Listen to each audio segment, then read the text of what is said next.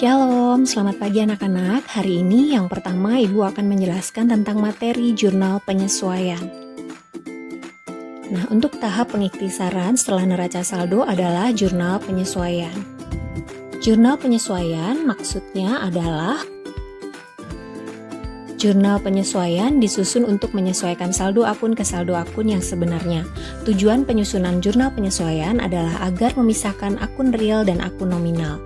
Akun real dapat menunjukkan saldo sebenarnya dan akun nominal menunjukkan jumlah uang yang benar-benar menjadi pendapatan dan beban pada periode tersebut.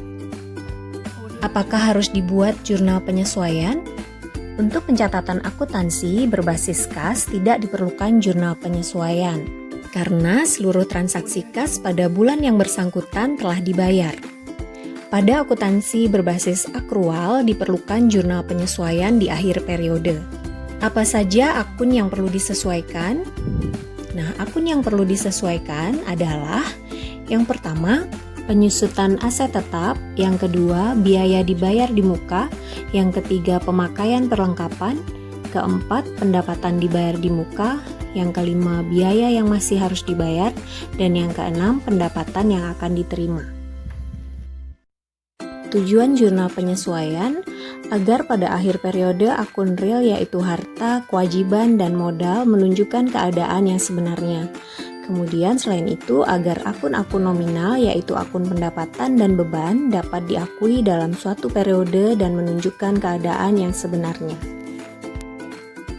Kunci ayat jurnal penyesuaian, setiap yang dibayar atau diterima di muka atau harta atau hutang di muka, kuncinya adalah harta kaitannya dengan beban dan hutang kaitannya dengan pendapatan.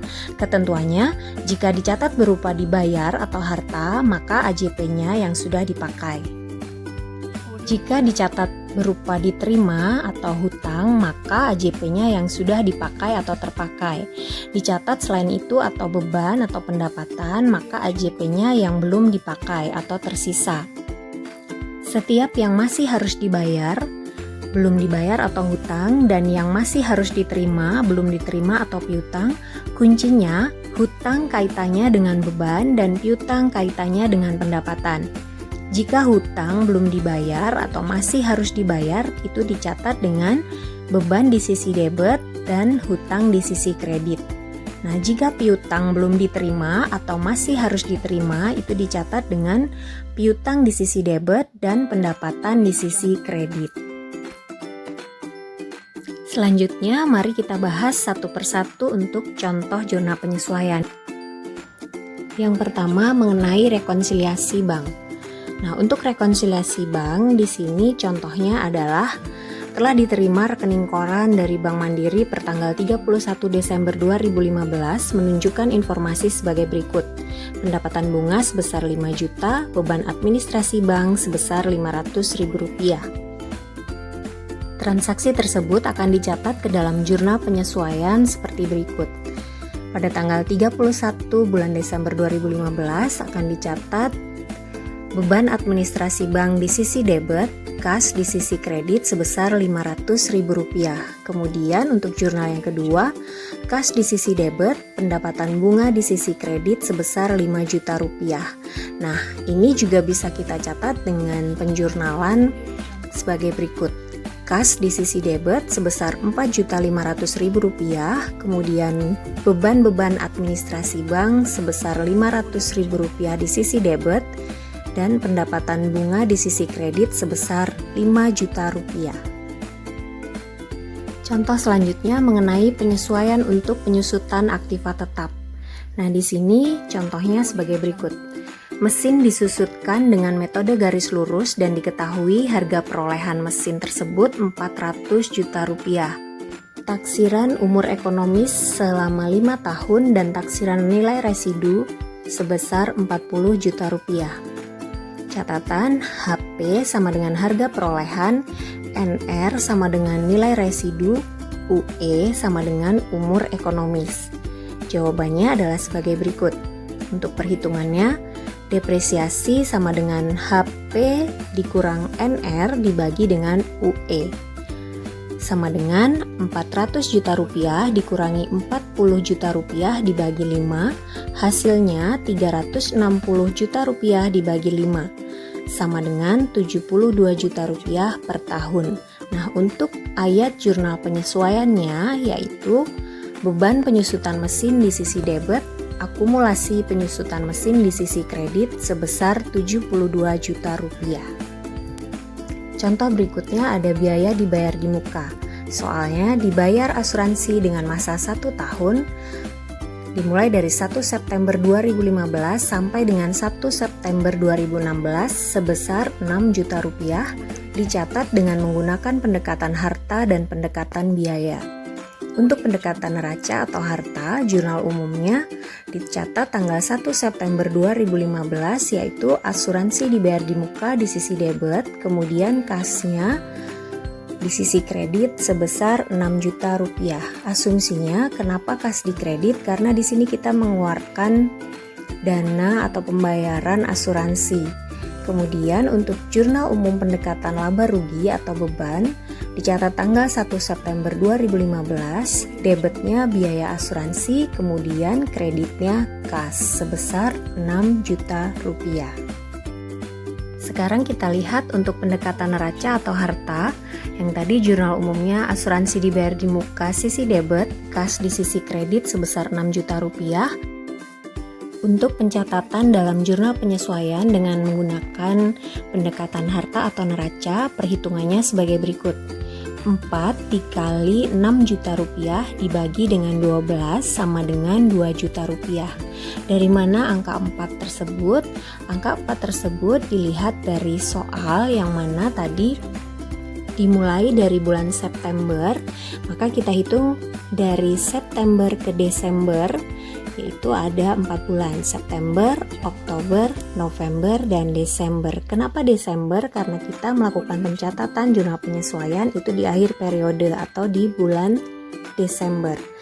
Nah, untuk angka 12 di situ diperoleh dari jumlah banyaknya bulan selama satu periode atau 1 tahun. Kemudian perlu kalian ingat bahwa jurnal penyesuaian dengan pendekatan harta atau neraca di sini berarti kalian diminta untuk menghitung berapa besar nilai yang terpakai. Ya, berarti kita cari untuk bebannya. Tapi kalau jurnal penyesuaian menggunakan pendekatan laba rugi atau beban, berarti kalian hitung berapa besaran nilai yang tersisa. Selanjutnya untuk pencatatan menggunakan pendekatan laba rugi atau beban. Nah, untuk jurnal umumnya tadi sudah tertulis bahwa debitnya biaya asuransi, kreditnya kas sebesar 6 juta rupiah. Kemudian untuk perhitungan jurnal penyesuaiannya di sini cara perhitungannya yaitu 8 dikali dengan 6 juta rupiah dibagi dengan 12 sama dengan 4 juta rupiah. Nah, karena pada pendekatan laba rugi ini kita menghitung berapa besaran nilai yang tersisa, maka kalau sebelumnya tadi sudah dihitung sebanyak 4 bulan dari bulan September ke Desember, berarti sisanya itu dihitung dari bulan Januari ke bulan Agustus. Kenapa tidak sampai September? Karena September sudah masuk ke dalam perhitungan saat kita mencari berapa besaran nilai yang terpakai. Sekarang kita hitung mulai dari Januari, Februari, Maret, April, Mei, Juni, Juli, Agustus. Itu ada 8 bulan. Setelah kita menghitung berapa banyak bulan yang tersisa, maka 8 dikali dengan 6 juta dibagi dengan 12, jumlah bulan dalam satu periode atau 1 tahun, maka jurnalnya asuransi dibayar di muka di sisi debit, kemudian biaya asuransi di sisi kredit sebesar 4 juta rupiah.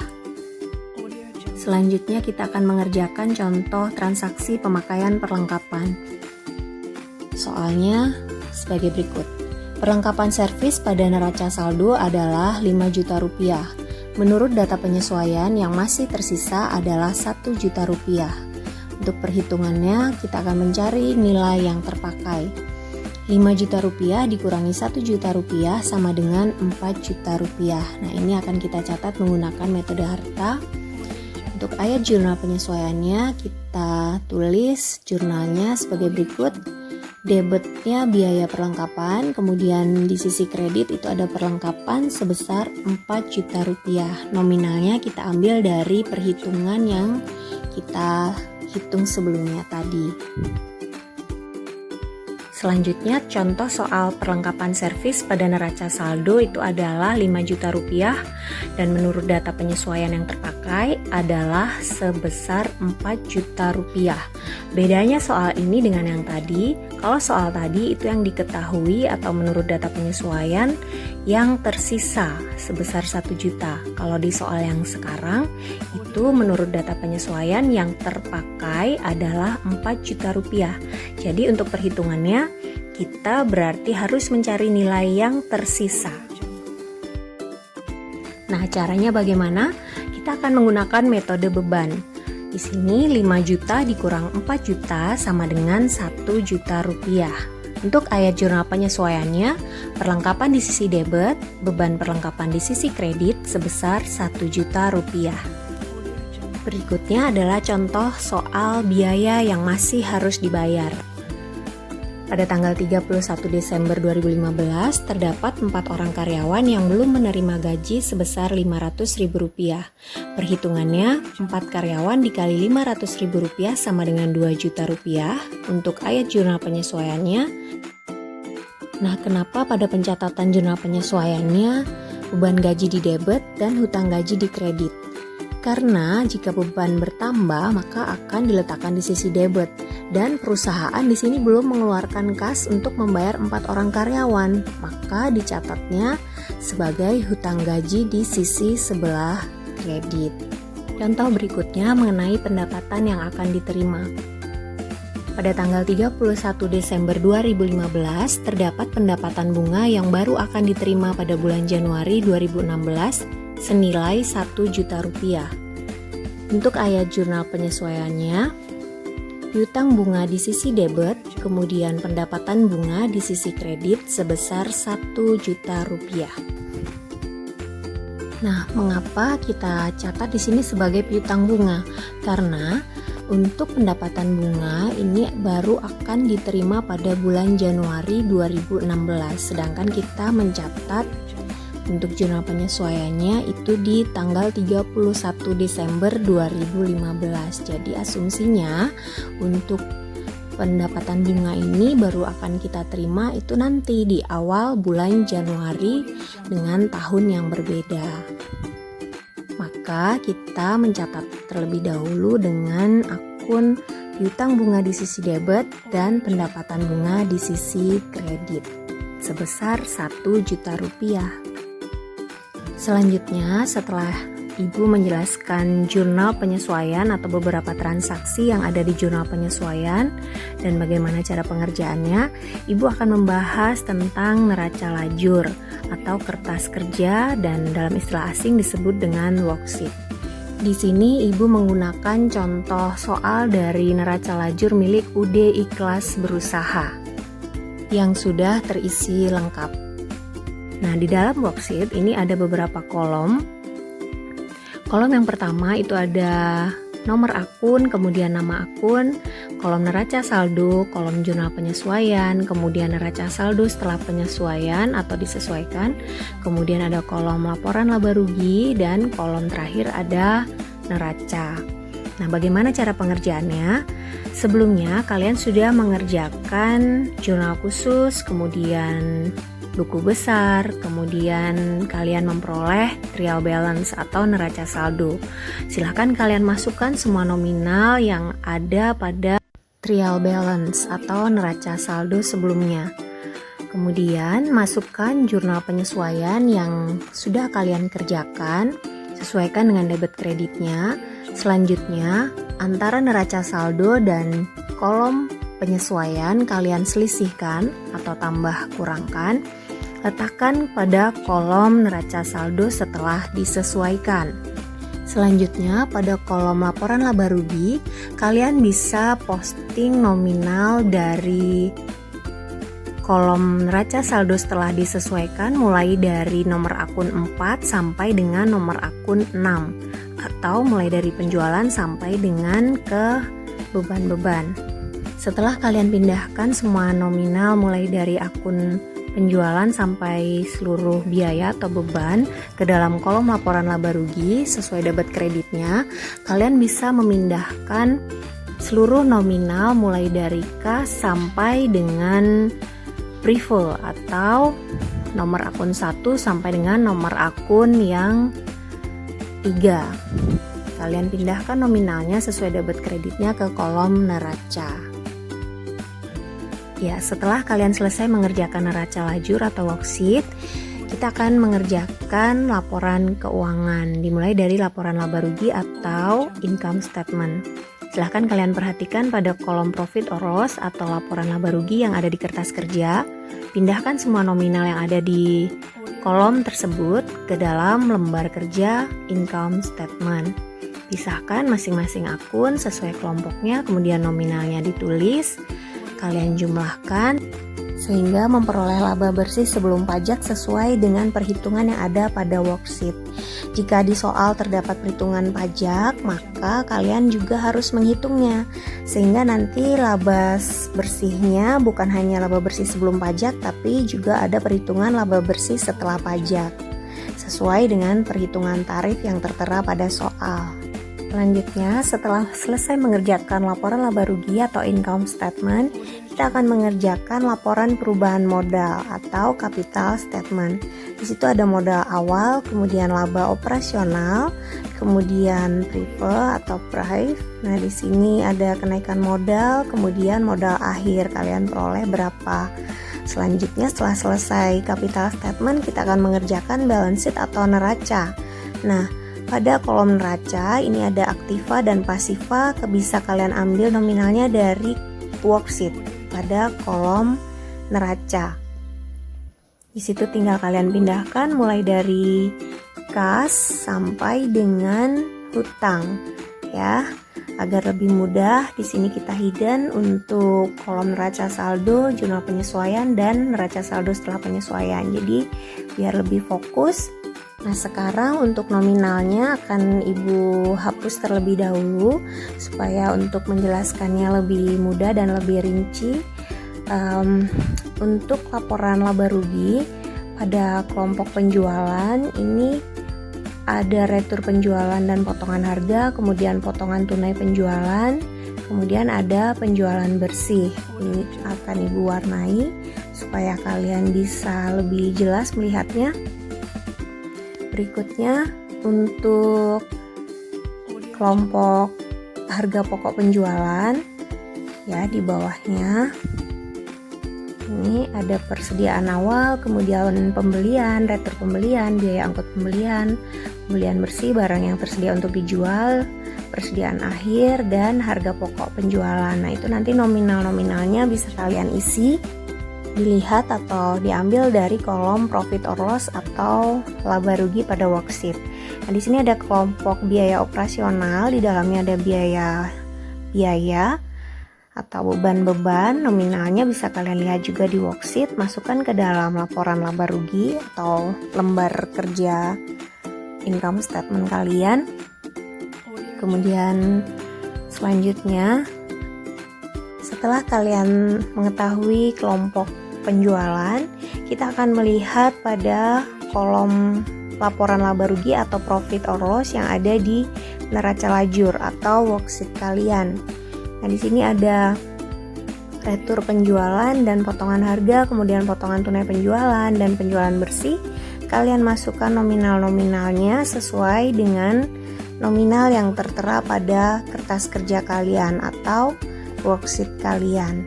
Pindahkan ke dalam lembar kerja income statement kalian satu persatu. Nah, kita pindahkan mulai dari retur, kemudian potongan tunai penjualannya. Kalian pindahkan satu-satu ke dalam laporan laba rugi. Nah, di sini nanti untuk retur penjualan itu akan mengurangi jumlah penjualan kalian. Kemudian potongan tunai penjualan juga akan mengurangi. Ini kalian jumlahkan menjadi satu, 12.000 ditambah 8.000 menjadi 20.000, itu akan kita gunakan untuk mengurangi jumlah dari penjualan. Jadi 250.000 dikurangi dengan 20.000, hasilnya adalah 230.000 rupiah, itu sebagai penjualan bersihnya ya. Kemudian di sini kita akan menghitung harga pokok penjualan. Caranya, kalian tuliskan persediaan awalnya berapa, dicari pada neraca lajur kalian atau worksheet kalian. Nah, di sini ada ada persediaan awal, masukkan nominalnya.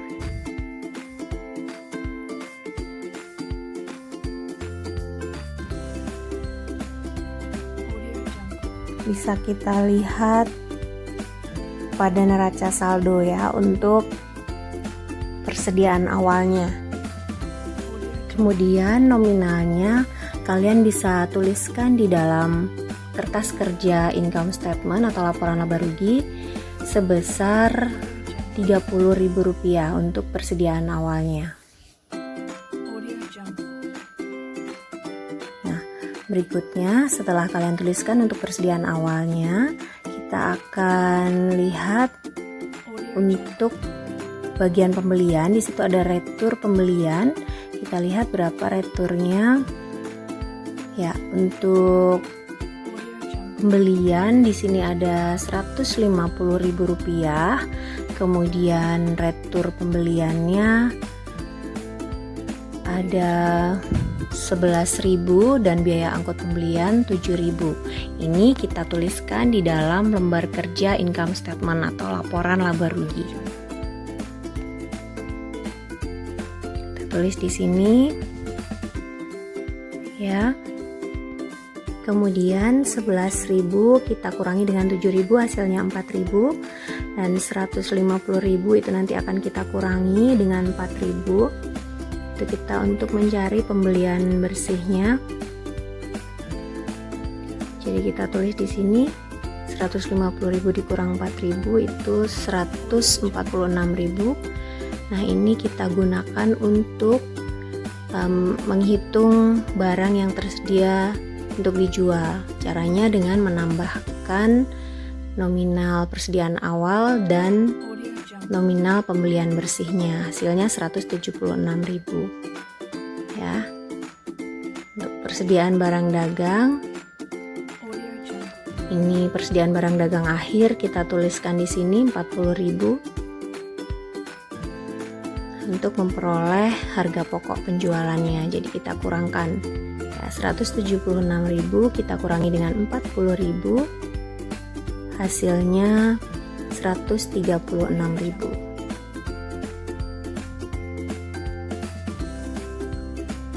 Berikutnya 230.000 kita kurangi dengan 136.000, hasilnya 94.000 rupiah. Itu sebagai laba kotornya. Nah, berikutnya untuk biaya operasional itu ada biaya sewa, biaya penyusutan peralatan, kemudian ada biaya gaji. Nah, di sini nominalnya kita tinggal lihat dari neraca lajur atau worksheet. Biaya sewanya kita tulis di sini, kemudian untuk biaya penyusutan peralatannya juga kita tulis sebesar 700, biaya gajinya Rp5.000. Ini kita tambahkan. Totalnya Rp6.700.000.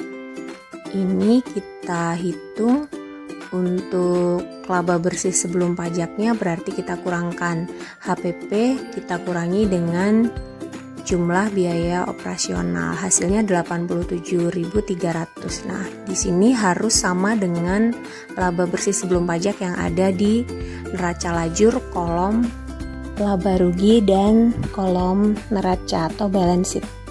Selanjutnya kita akan mengerjakan laporan perubahan modal atau capital statement. Modal awal bisa kalian lihat dari worksheet pada kolom profit or loss. Kemudian nominalnya silahkan kalian tuliskan di bagian lembar kerja laporan perubahan modal.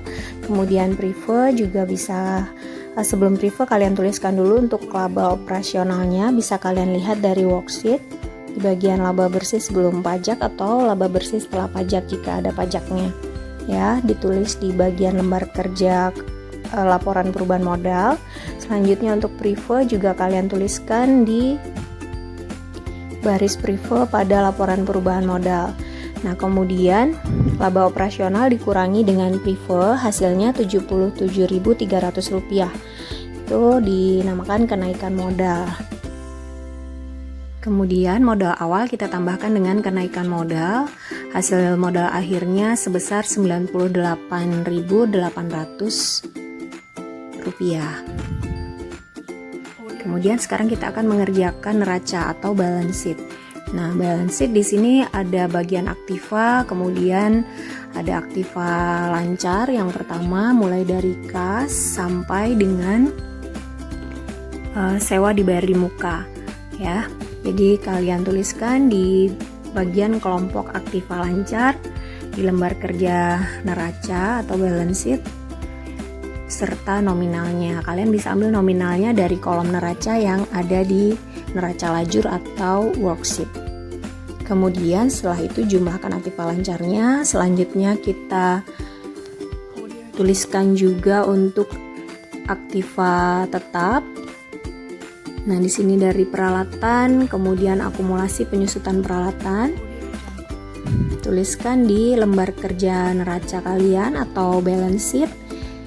Ya, di sini ada peralatan, kemudian akumulasi penyusutan peralatan. Nah, akumulasi penyusutan peralatan ini nanti akan mengurangi jumlah nominal peralatan. Kemudian jumlah aktiva tetap peralatan 40.000 dikurangi akumulasi penyusutan peralatan Rp700, hasilnya Rp39.300. Ini adalah jumlah aktiva tetapnya. Nah, kemudian jumlah aktiva lancar dikurangi dengan jumlah aktiva tetap, hasil total aktivanya Rp113.800.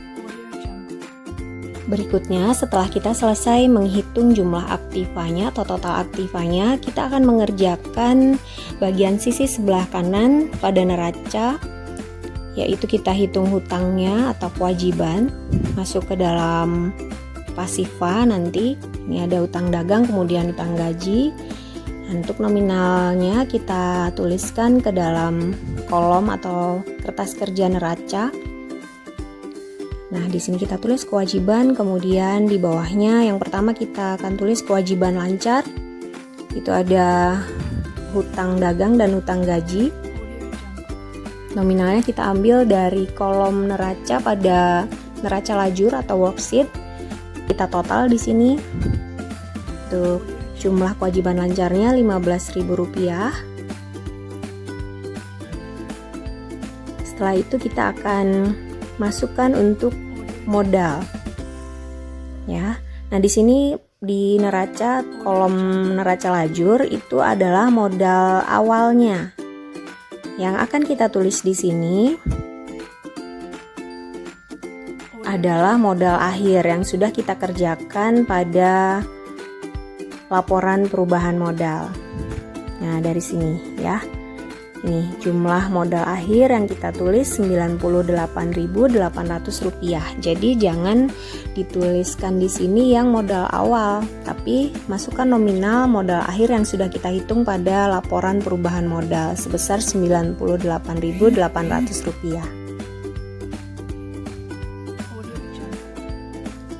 Selanjutnya kita total. Untuk total kewajiban ditambah dengan modal hasilnya Rp113.800. Jadi balance. Di neraca ini harus balance ya antara sisi aktiva dan sisi pasiva. Itu perlu kalian ingat. Selanjutnya untuk laporan keuangan setelah neraca itu ada laporan arus kas. Apa itu laporan arus kas?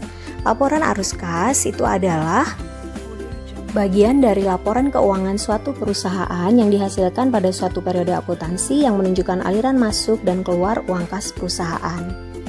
Selanjutnya, apa kegunaan laporan arus kas? Kegunaannya adalah sebagai berikut. Silahkan kalian perhatikan.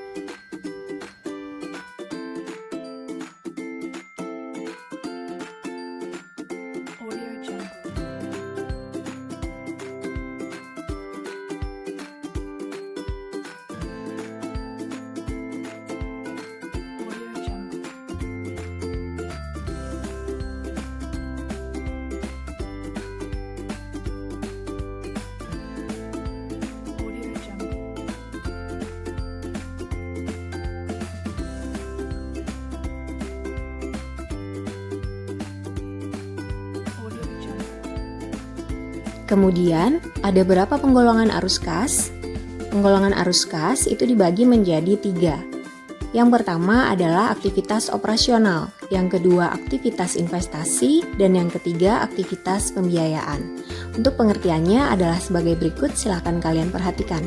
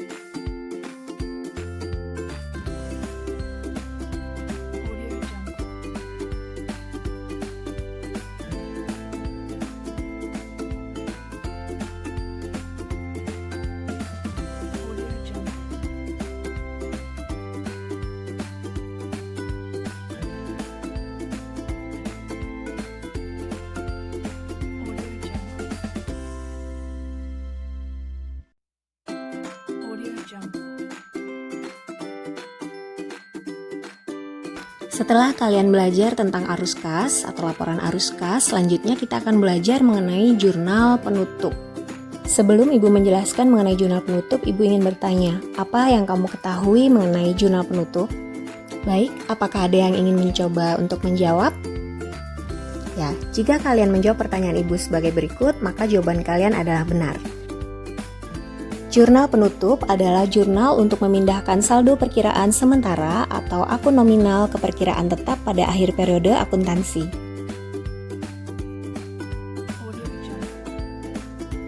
Lalu, apa saja yang termasuk dalam akun-akun nominal?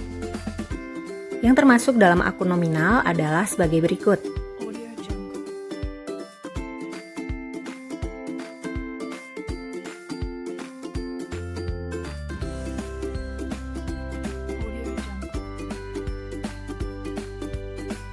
Lalu, apa kegunaan dari jurnal penutup? Berikut adalah kegunaan jurnal penutup. Kegunaannya yaitu untuk mengenolkan semua saldo akun nominal yang ada di periode berjalan. Lalu, dari mana sumber data akun nominal kita dapatkan? Sumbernya adalah yang pertama dari kertas kerja atau neraca lajur pada kolom laba rugi. Yang kedua dari kolom neraca untuk akun prive atau dividen. Selanjutnya, langkah-langkah apa saja yang harus dilakukan untuk membuat jurnal penutup? Langkah yang pertama, menutup semua akun pendapatan. Jurnalnya, pendapatan di sisi debit, ikhtisar laba rugi di sisi kredit. Kemudian yang kedua, menutup semua akun beban.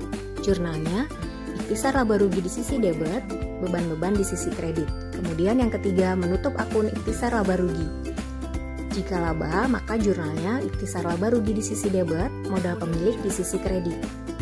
Jika rugi, maka jurnalnya modal pemilik di sisi debit, ikhtisar laba rugi di sisi kredit. Yang keempat, menutup akun prive. Jurnalnya modal pemilik di debit, prive pemilik di kredit. Jika tidak ada akun prive di soal, maka kalian menggunakan dividen. Jurnalnya jika dividen, retained earning di debit, dividen di sisi kredit.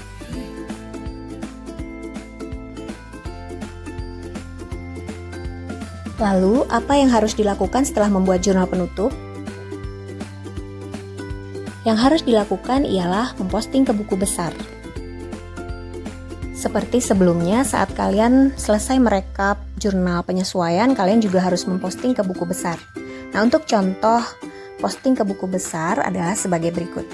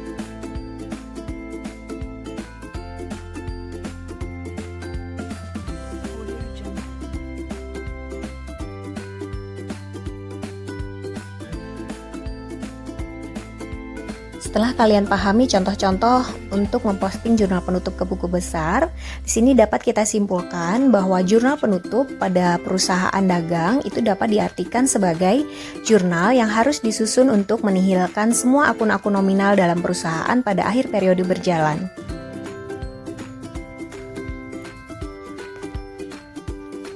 Akun nominal pada perusahaan dagang harus mempunyai saldo nol pada akhir periode karena akun nominal bersifat sementara atau hanya berlaku untuk satu periode berjalan sehingga harus ditutup sebelum memasuki periode selanjutnya.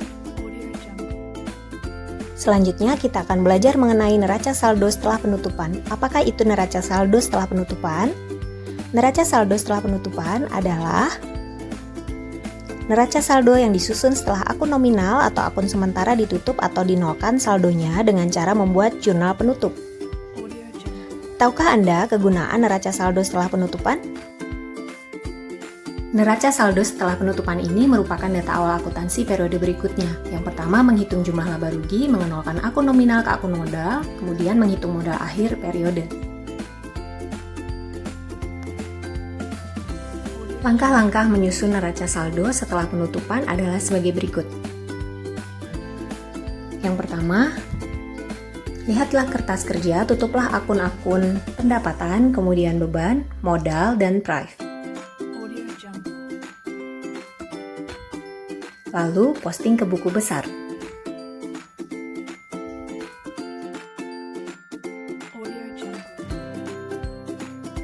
Jurnal dari buku besar setelah penutupan adalah aset, liability, dan equity.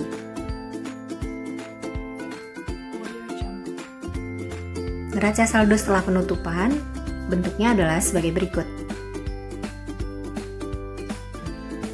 Perlu diingat, isi neraca saldo setelah penutupan adalah akun real. Demikian penjelasan Ibu mengenai jurnal penyesuaian, kertas kerja, kemudian laporan keuangan dilanjutkan dengan jurnal penutup dan neraca saldo setelah penutupan. Semoga kalian bisa mengerti. Sampai ketemu minggu depan. Tuhan Yesus memberkati.